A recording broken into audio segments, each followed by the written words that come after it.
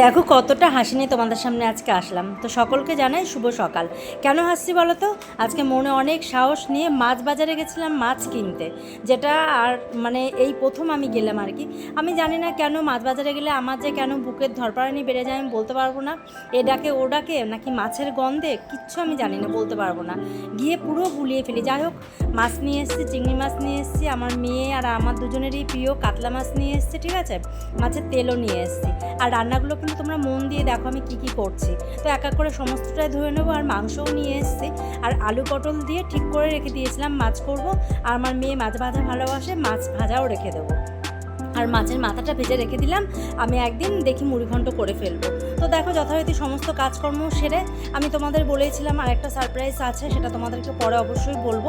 সেখানে গেছিলাম, সেখান থেকে এসে মেয়েকে নিয়ে আবার পড়াতে দিয়ে এসেছিলাম। বাড়ি চলে এসে তোমাদেরকে দেখালাম আজকে আমি সবুজ চুড়ি পরেছিলাম। আজকের মতন টাটা, গুড নাইট।